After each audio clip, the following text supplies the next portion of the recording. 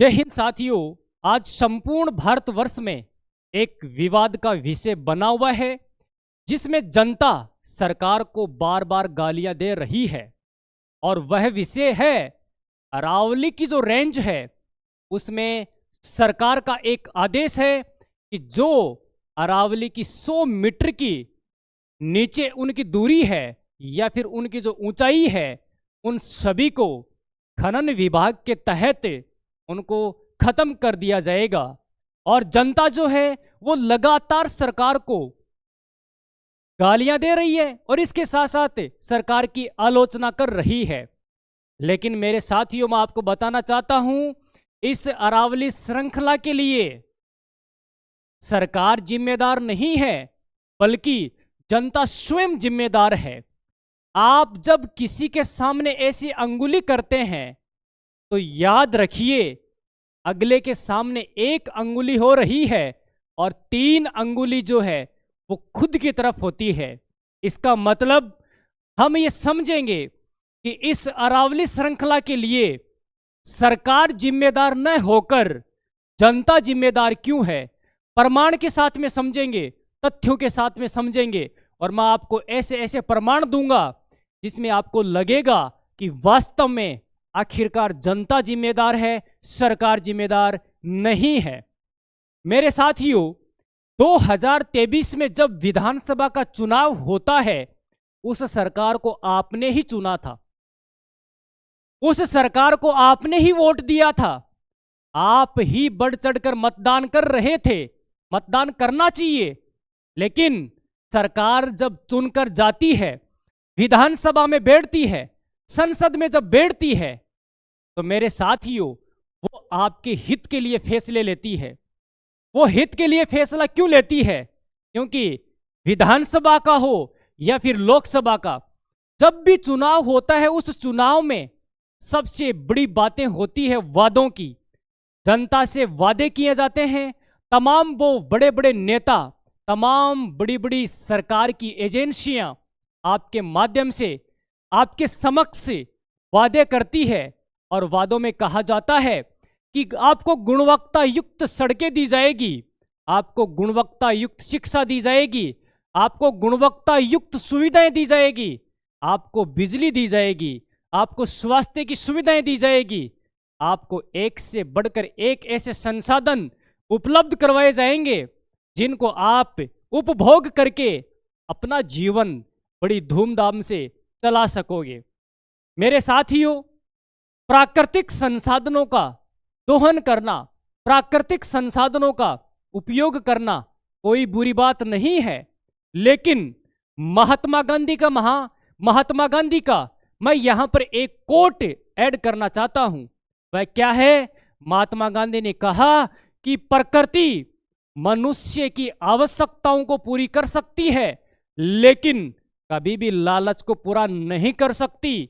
इसका मतलब आप समझिए, आप ये सोचते हैं कि एक समय पे प्राकृतिक संसाधनों का इतना दुरुपयोग नहीं किया जाता था, प्राकृतिक संसाधनों का इतना बड़ी मात्रा में दोहन नहीं किया जाता था, लेकिन वर्तमान समय में प्राकृतिक संसाधनों को खोखला किया जा रहा है, प्राकृतिक संसाधनों को नष्ट किया जा रहा है।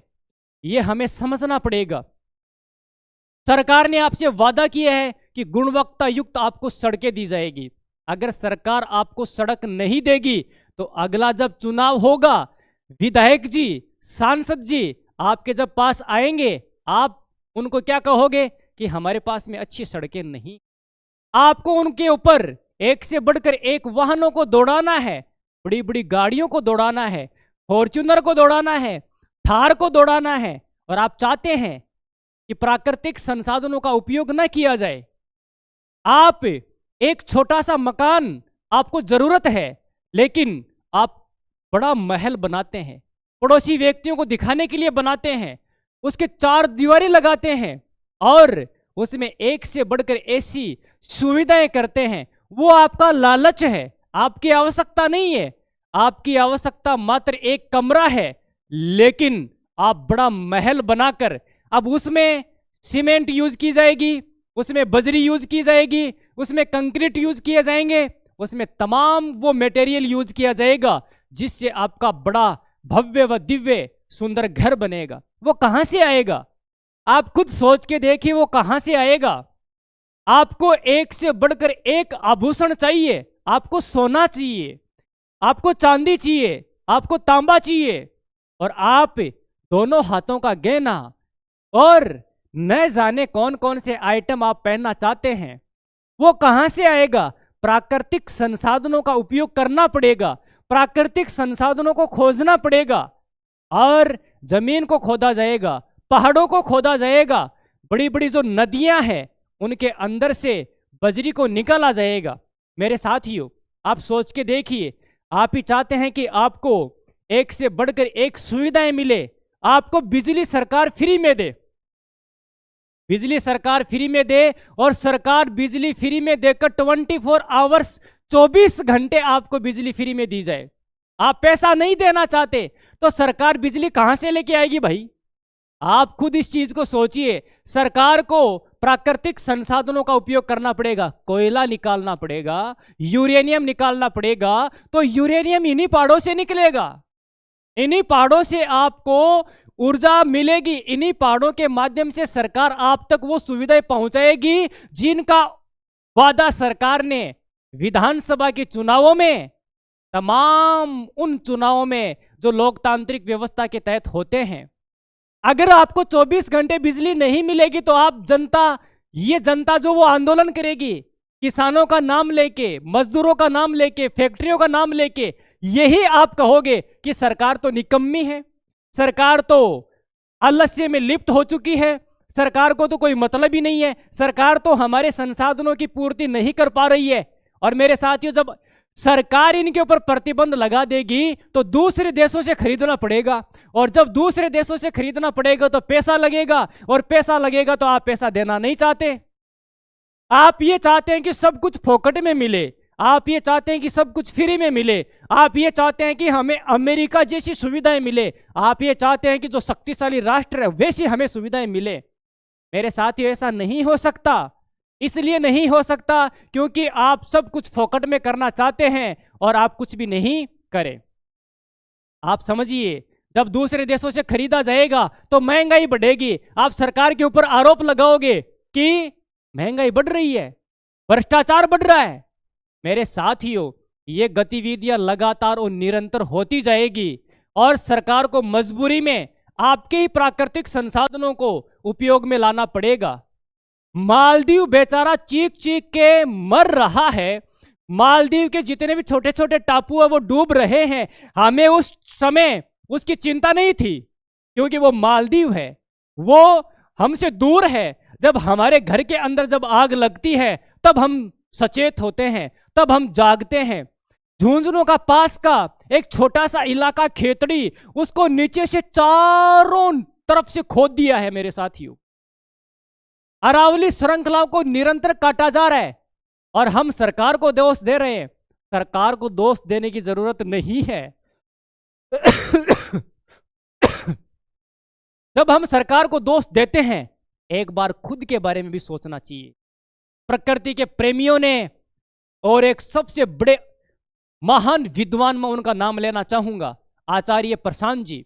आचार्य प्रशांत जी बोलते हैं कि आप इस धरती के अंदर आग लगा के मंगल ग्रह के ऊपर खोज करना चाहते हैं कि वहां पर आपको जीवन कैसे मिलेगा, वहां पर आप जीवित कैसे रहेंगे। चंद्रमा के ऊपर आप जाना चाहते हैं, तमाम उन ग्रहों को आप खोज रहे हैं। आपको इस धरती की चिंता ही नहीं है। महात्मा गांधी का आपको कथन याद रखना है, प्रकृति आपकी आवश्यकताओं की पूर्ति कर सकती है लेकिन कभी भी वो आपके लालच को पूरा नहीं कर सकती। आप तुलना करते हैं अमेरिका जैसे शक्तिशाली राष्ट्रों के साथ में और सरकार को उल्टी गालियां देते हैं। आज अमेरिका कहां पे पहुंच गया? आज अमेरिका वहां पे पहुंच गया, भारत में कुछ नहीं है। भारत तो जैसे का तैसा है, भारत की सरकार निकम्मी है, भारत की सरकार ऐसी है, भारत की सरकार वैसी है, न जाने कौन कौन सी गालियां देते हैं।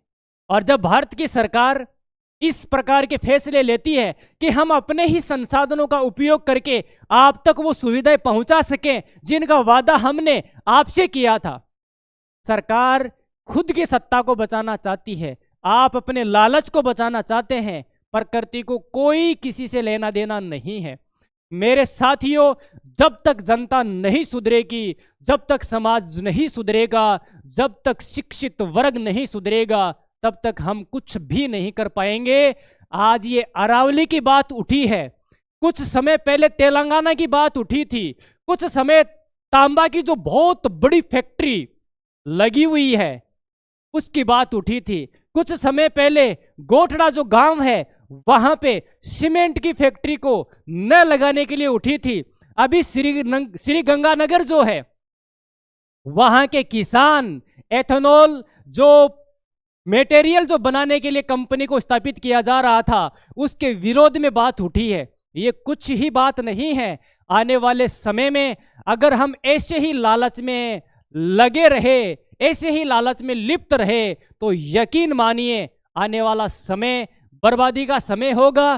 फिर आप चाहे ऑक्सीजन की बात करो, अरावली श्रृंखला की बात करो, रेगिस्तान की बात करो, वन नहीं रहेंगे, जंगल नहीं रहेगा, पर्यावरण खत्म हो जाएगा, हम बर्बाद हो जाएंगे, हम हॉस्पिटल में चले जाएंगे। तो मेरे भाई, आप अपनी सुविधाओं को ही कम करना शुरू कर दो। सरकार को इतने कड़े कदम उठाने की जरूरत ही नहीं पड़ेगी और हम अपने प्रकृति को बचा पाएंगे। सरकार को दोष देने से कुछ नहीं होगा, सरकार को गालियां देने से कुछ नहीं होगा।